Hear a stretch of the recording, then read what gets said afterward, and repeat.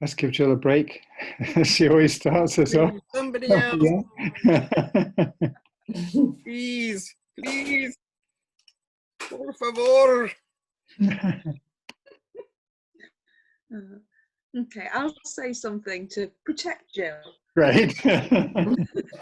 Thank you, I Lynn. get myself back on the recording. I don't think I'm ever going to speak again.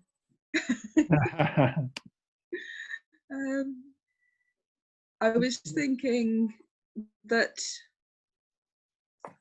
I've made a journey during my lifetime towards being less reactive. Yeah. And in some ways, I wish I'd come to the Dharma sooner, because I might have made the journey sooner, but nevertheless, be grateful that I'm here.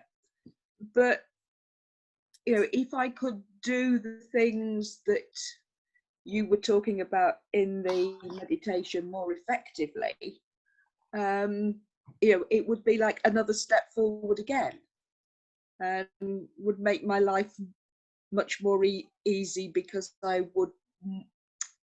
wouldn't be needing to deal with the reactions in a logical sort of a way, if that makes sense. You know, at the moment I notice what's going on and then I try to do something about it.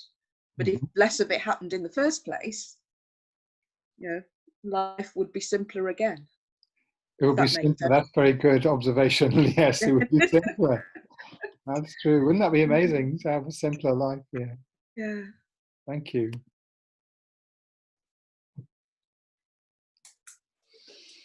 Someone else?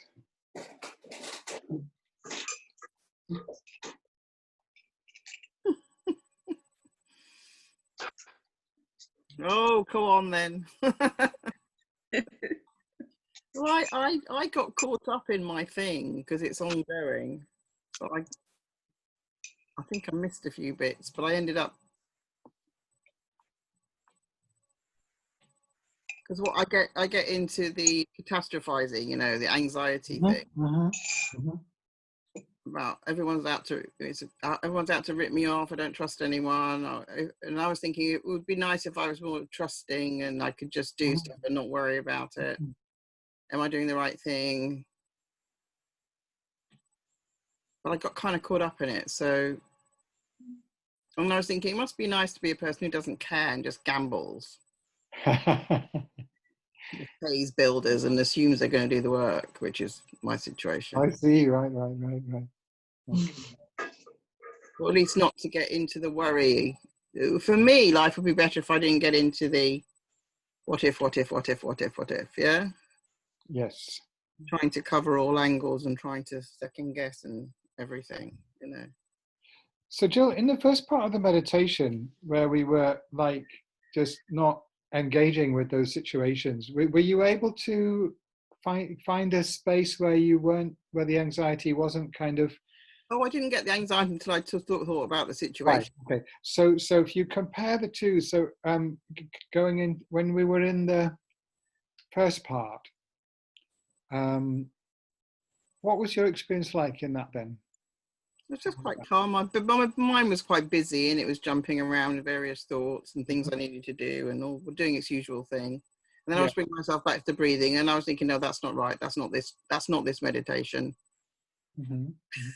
But underneath it, did you say calm? There's a sense of calm underneath all of that? Yeah. I wasn't anxious. Yeah. Okay. So you have an experience of not being anxious. That's the important part. Oh, yeah, yes, for sure. Of course, yes. Yeah. And so the point is, you know, we can use that because the more, if you are able to create that in a meditation, you can do that. The more often you do it, and the more time you spend in that calm space in meditation, the more that becomes the default of your mind. Do you see what I'm saying? Yeah. And then over time, it will begin to, you'll suddenly find, oh, this is a situation I would have been anxious in, but now I'm not. And it is, you know, it's a drip. It's like growing a plant. You have to just keep watering the seed and it will grow. Okay. Another thing, I mean, I'm just, I'm addressing the anxiety because I know it's a problem for you and it's a problem for a lot of people. And something I said, I was in a class where somebody had really serious anxiety. And something I said seemed to help her.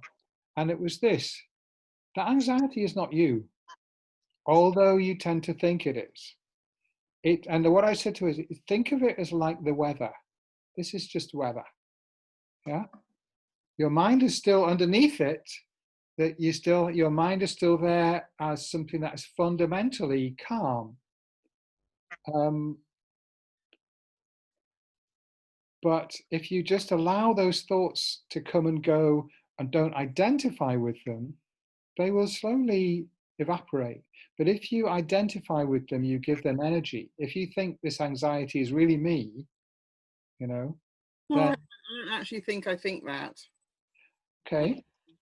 But that is the nature of anxiety. That is the nature of anxiety. So if it's kind of, you may not feel the anxiety. You feel that you are the one who is anxious, right? When you are feeling anxious. Yeah, I would say I'm doing anxiety. Okay. If you think of it as it's just something that is happening rather than you doing it, Right. you might find that creates a little bit of a shift. It's just a thought, but it was very helpful to somebody else, so I thought I'd share that. Thank you. We've got a question in the chat from Zoelia. Looks very interesting. So the two questions actually. One says, it made me aware of the intention behind the self-worth habits I've built now. Does that make sense? It does make sense, absolutely. Yeah, so you're talking about a habit of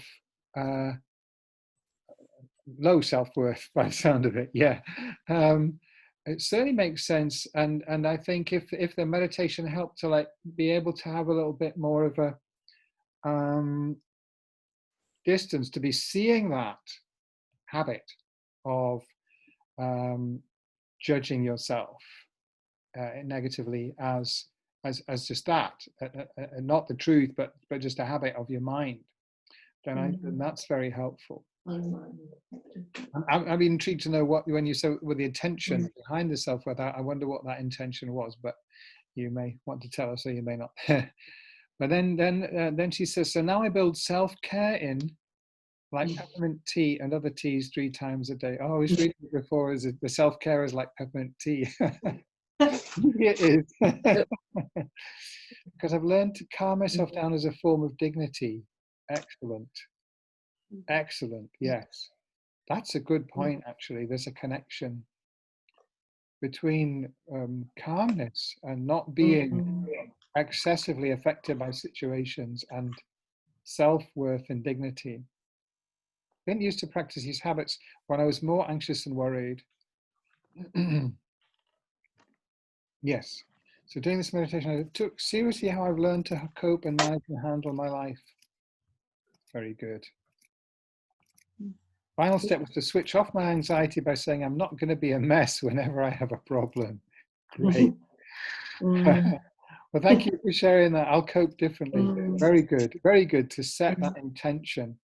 Even though, when we set an intention like that, which I strongly recommend to do, I'm going to do this different. I'm going to respond differently, react differently to this situation in the future. Very good to set an intention like that. And of course, because the mind is so habit bound, we will often slip up. So, we don't want to fall into feeling, oh, I'm not succeeded, I'm no good. It takes time, but we need to set that intention again and again. As there's a lovely quote from one Zen master who said, practice is one continuous mistake. So that's okay. Well, thank you very much for sharing that. Okay, I'll take maybe 1 or 2 more. Anybody else like to share anything? Yeah, Andrew. Wonder, does anybody else have, the more I think about it, especially when we're meditating, does anybody else have the experience that perhaps the bigger an issue becomes, or the bigger an instant becomes, the less anxious I feel in many ways? Right. So in big events or problems, I tend to not be particularly reactive, but I'll still get annoyed or anxious about lots of little small things, you know. Yeah. Yeah. I'm not sure if that's just because when things get bigger, it's easier to distance yourself from them. I don't know. I don't know. I know what Well, you mean. I think I'm very good in a crisis. Hmm. Yeah, I'm very good in a crisis, but if you give me some admin to do, I'm a mess. It's so interesting, isn't it? Yeah, yeah. It's like as if we kind of need to have a problem to grapple with. So if a real problem comes along, then we grapple with that. But if we've only got a very small problem, then we have to make it bigger by creating some drama, some stuff around it. Otherwise, we have lots of little problems, and that makes me very anxious. If I've got lots of things going on, but one big problem I can get my teeth into, Okay. heavily going, and that yeah. And I think there's a real relationship between, you know, your tiredness and, you know, and you know, that self-nourishing of eating well, and you know, and I find if I am tired, then all those, you know, much more helpful practices just seem to disappear, really. Out comes the chocolate. Yeah, out comes the chocolate, absolutely. Or anything else. But yeah. Yeah, so I mean, in those situations, you know, the very first thing I said was, you know, let's bring some kindness to ourselves. We have to start there, especially when things are difficult. You know, that we're feeling stressed and tired. Is okay. What can I do to look after my own well-being? Because that is where the strength and the ability to, you know, respond positively comes out of that, doesn't it? It doesn't come from just continually loading ourselves with more and more stress and more difficulty and more tiredness. It doesn't allow us to have this inner strength that we need to handle the difficult situation. Okay, thank you very much, everyone. So I'll continue in a moment. I'll just stop and restart the recording. Fiddling around here.